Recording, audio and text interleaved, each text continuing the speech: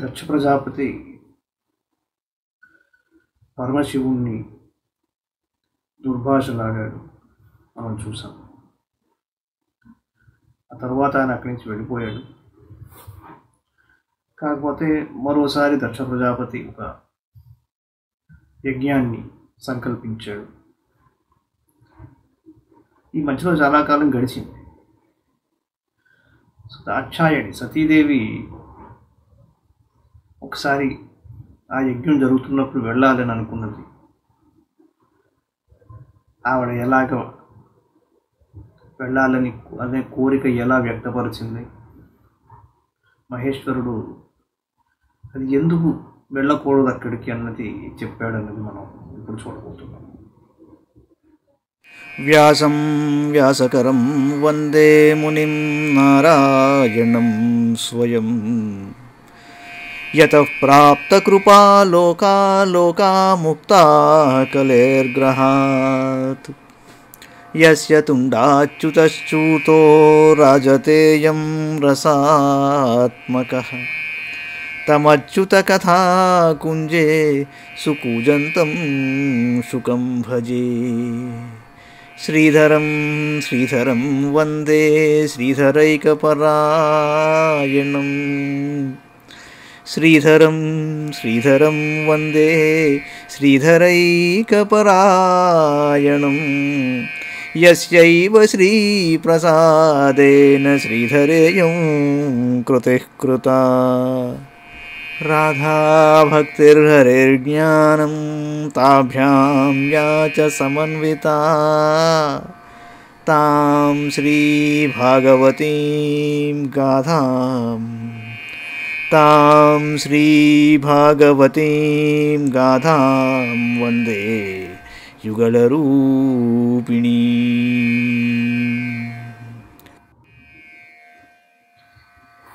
భాగవత మహాపురాణంలోని చతుర్థ స్కంధంలో మనం 3వ అధ్యాయంలో ఉన్నాం.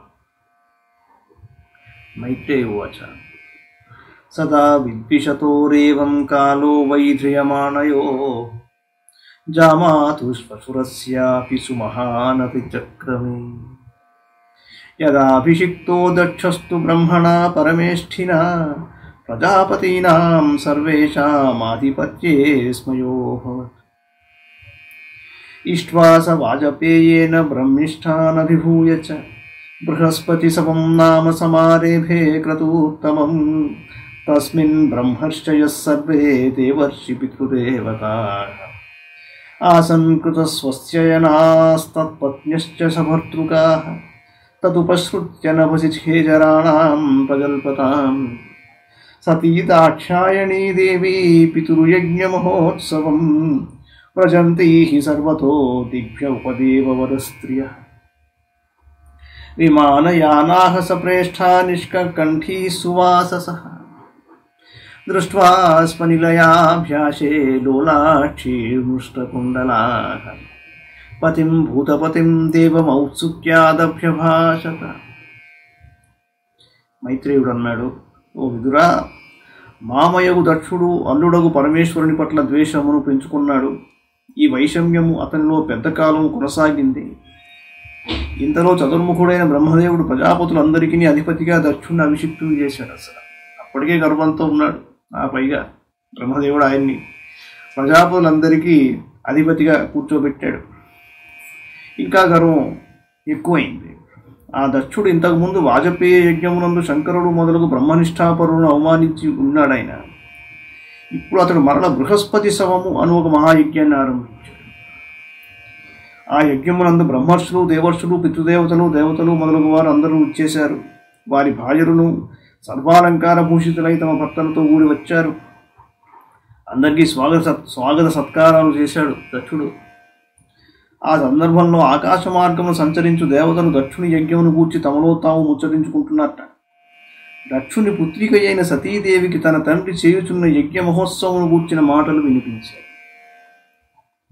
ఆ సందర్భమును పురస్కరించుకుని నలుదిక్కుల నుండి గంధర్వకాంతలు మొదలగు దివ్య స్త్రీలు విమానముల ద్వారా కైలాసమునకు చేరువగా పయనించుచుండుట సతీదేవి గమనించింది.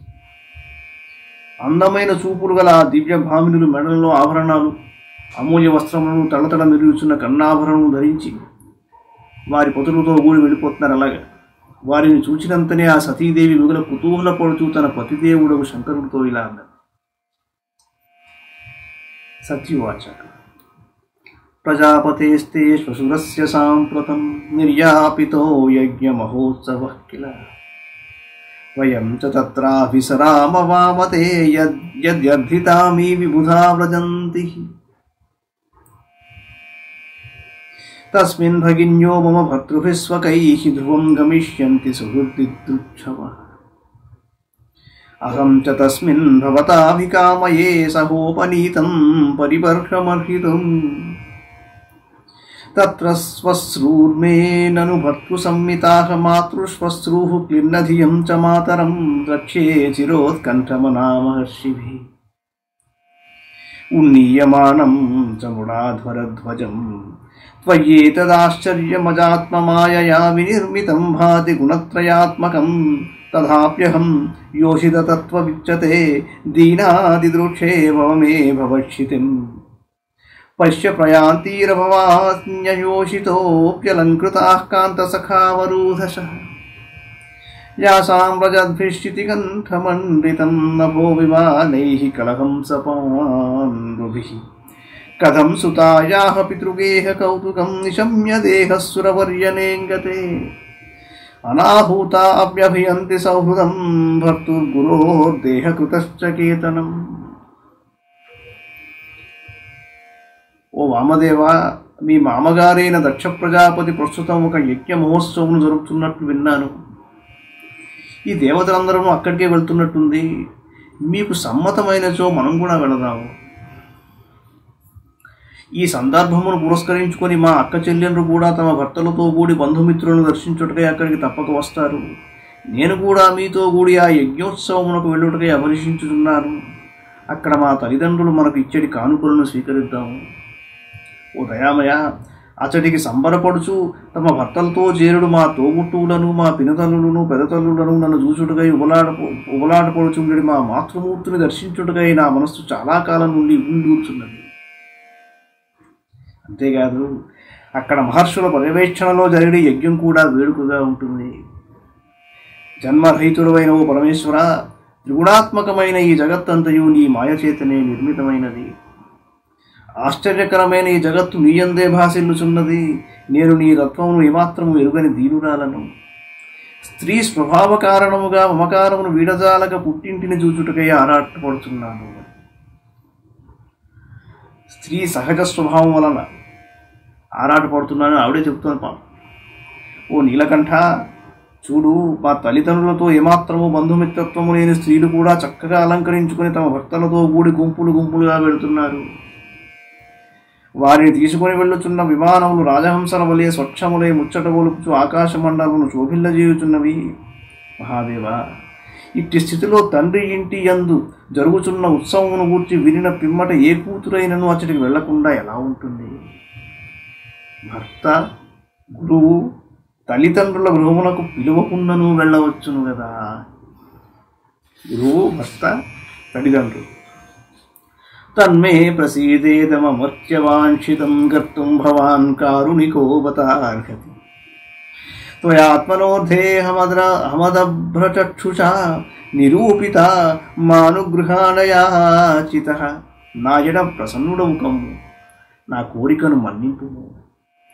నీవు కరుణామయుడవు గదా, అందువలననే జ్ఞానస్వరూపుడవైన నీవు అపార దయాదృష్టితో నీ దేహమున నాకు సగభాగమును స్థానముగా కల్పించావు. నా ఈ ప్రార్థనను అంగీకరింపుము అన్నది. ఋషిరువాచ ఏవం గిరిత్ర ప్రియయాభిభాషితః ప్రత్యభ్యధత్త ప్రహసన్ సుహృత్ప్రియ సంస్మారితో మర్మభిదః కువాగిశూన్యానాహకో విశ్వసృజాం సమక్షతః. ఓ విదురా, ఇదివరలో దక్షుడు తాను యజ్ఞము చేయుచున్న సమయమున బ్రహ్మాది దేవతల సమక్షమునందు మునుకుల వలె హృదయ విదారకములైన పలుకులతో పరమేశ్వరుని దూషించి ఉన్నాడు. ఇప్పుడు తన ప్రాణేశ్వరి అయిన సతీదేవి యొక్క ప్రార్థనను వినగానే సుహృత్ప్రియుడైన ఆ శంకరునికి ఆనాడు దక్షుడు పలికిన కఠోర వచనములన్నీ ఒక్కసారి గుర్తుకు వచ్చాయి. ఆ పరమశివుడు వెంటనే దరహాసం అనుష్ఠుచూ సతీదేవితో ఇలా అన్నాడు. ఏమన్నాడయ్యా అంటే, శ్రీ భగవానువాచ త్వయోదితం శోభనమేవ శోభనే త్వయోదితం శోభనమేవ శోభనే అనాహుతాప్యభియంతి బంధుషు తేజనుత్పాదిత దోషదృష్టయో బలీయసానాత్మ్యమదేన మన్యునా విద్యాతపో విత్తవపూర్వయః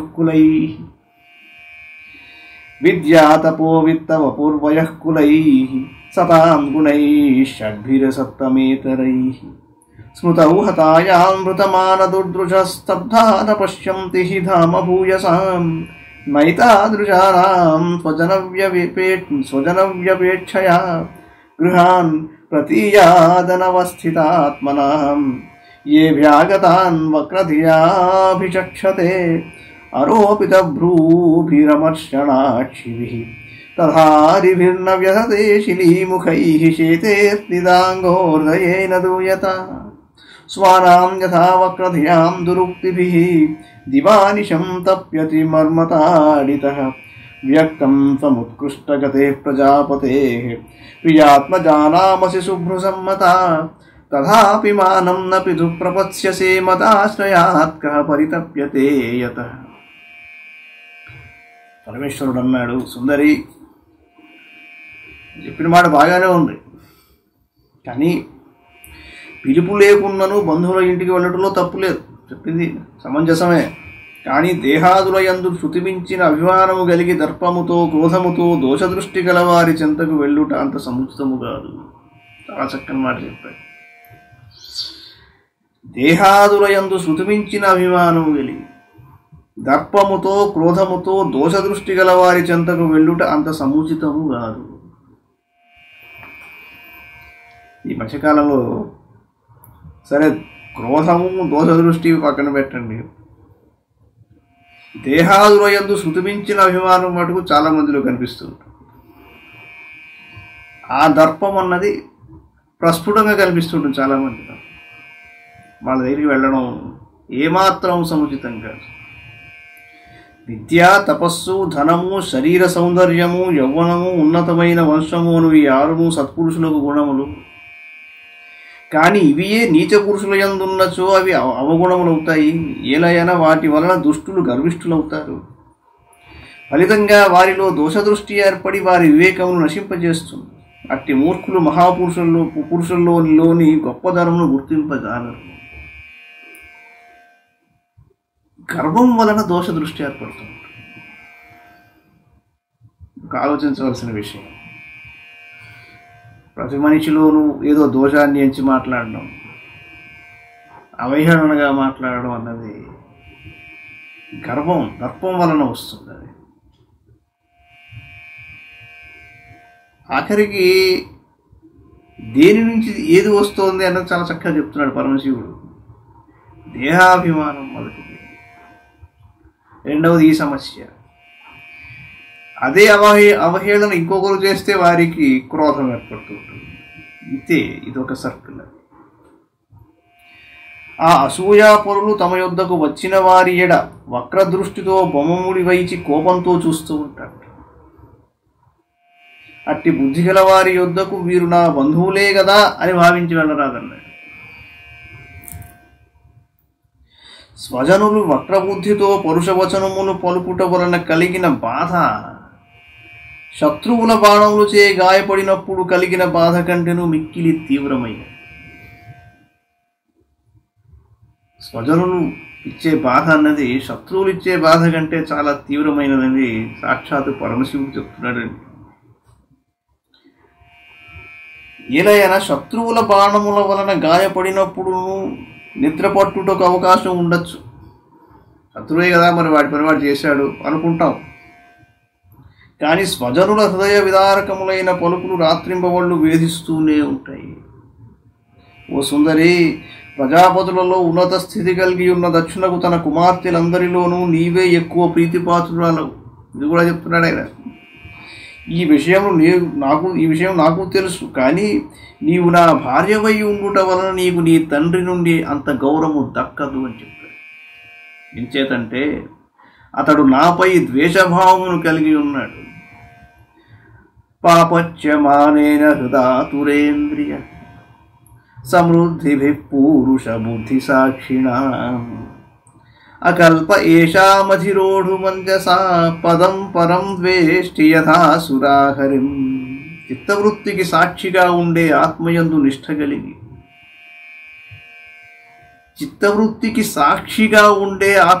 నిష్ఠ కలిగి, ఏమాత్రము అహంకారం లేని సత్పురుషుల ఉన్నతిని చూచినంతనే కుత్సిత బుద్ధి గల పురుషుల హృదయములు అసూయతో కుతకుత ఉనికిపోతాయి. వారి ఇంద్రియములు వ్యథ చెందుతూ ఉంటాయి, తట్టుకోలేరా బాధ. అంతేకాదు వారు సజ్జనుల ఔన్నత్యమును ఎట్టి పరిస్థితిలోనూ ఏమాత్రము పొందజాలరు. అందువలన అసురులు శ్రీహరిని ద్వేషించున్నట్లు దురహంకారులు సత్పురుషులపై ద్వేషభావమును కలిగియే ఉంటారు అని చెప్పి ప్రత్యుద్గమ ప్రశ్రయణాభివాదనం విధీయతే సాధుమిథస్సు మధ్యమే.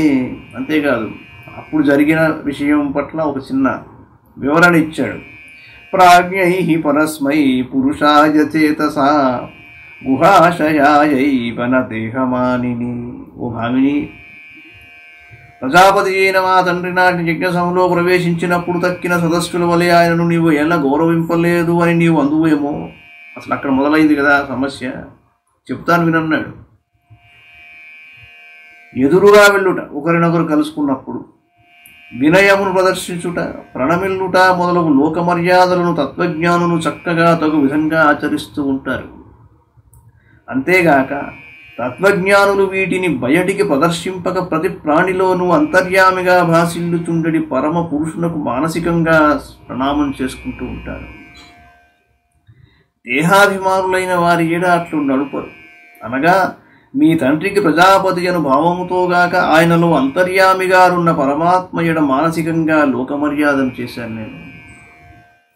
సత్వం విశుద్ధం వసుదేవ శబ్దితం. ఒక మాట.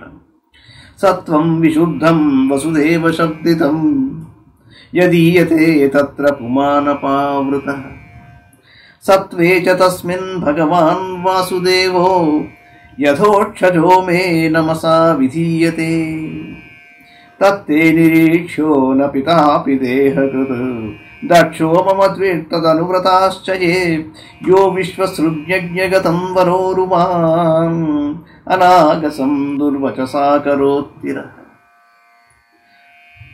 రజస్తమో గుణముల స్పర్శ ఏమాత్రము లేకుండా విలసిల్లుచుండెడి శుద్ధ సత్వమే వసుదేవ శబ్దమునకు అర్థం. సత్వే చ తస్మిన్ భగవాన్ వాసుదేవో. రజస్తమో గుణముల స్పర్శ ఏమాత్రము లేకుండా విలసిల్లుచుండెడి శుద్ధ సత్వమే వసుదేవ శబ్దమునకు అర్థము. అతడు ప్రాకృతములైన ఆవరణములు ఏవియును లేకుండా సకల ప్రాణులలో అంతర్యామిగా ప్రకాశిస్తూ ఉంటాడు. ఆ వాసుదేవుడు ఇంద్రియమునకు అగోచరుడు. అట్టి పరమాత్మకే నేను నమస్కరిస్తానన్నాడు పరమశివుడు. ఓ సాధ్వే, దక్ష ప్రజాపతి నీకు దేహమును ప్రసాదించిన తండ్రియే గాని అతడు నా ఎడ మాత్రము ద్వేషభావమును వహించి ఉన్నాడు. నిరపరాధి అయిన నన్ను ఆ నిండు యజ్ఞసభలో దుర్భాషలాడి తిరస్కరించాడు. అంతేగాక అతడు ఇప్పటి వరకు నా ఎడ శత్రుభావమును వహించి ఉన్నాడు. కావున నీవు అతని వద్దకు గాని అతని అనుయాయుల వద్దకు గాని వెళ్ళకూడదు. చేత నీవు కూడా ఆయన ఎడ ఆత్మీయతను ప్రకటించుట తగదు అన్నాడు. యది వ్రజిష్యస్యతి హాయమద్వచో యది వ్రజిష్యస్యతి హాయమద్వచో భద్రం భవత్యాన తతో భవిష్యతి సంభావితస్య స్వజనాత్ పరాభవో యదా స సద్యో మరణాయ కల్పతే. ఓ దేవి, నా మాటను కాదని నీవు అక్కడికి వెళ్ళినచో నీకు అచట తగిన గౌరవము దక్కదు. సరిగదా, పరాభవమే సంభవిస్తుంది. బంధువుల వలన జరిగిన పరాభవము గౌరవశ్రేష్ఠులకు దుఃఖహేతువే గాక అది సద్యోమరణమునకు కూడా కారణమవగలదు అన్నాడు. వారించాడు పాపం. చాలా సూచనప్రాయంగా కూడా చెప్పాడు. ఈ అవకాశం కూడా లేకపోలేదని చెప్పాడు. సద్యోమరణమునకు కారణం అవ్వచ్చు అని కూడా చెప్పాడు. ఇది శ్రీమద్భాగవతే మహాపురాణే పారమహంస్యాం సంహితాయాం చతుర్థస్కంధే తృతీయోధ్యాయః. మంగళం భగవాన్ విష్ణుః మంగళం గరుడధ్వజః మంగళం పుండరీకాక్షో మంగళాయతనో హరి. సర్వం శ్రీకృష్ణార్పణమస్తు.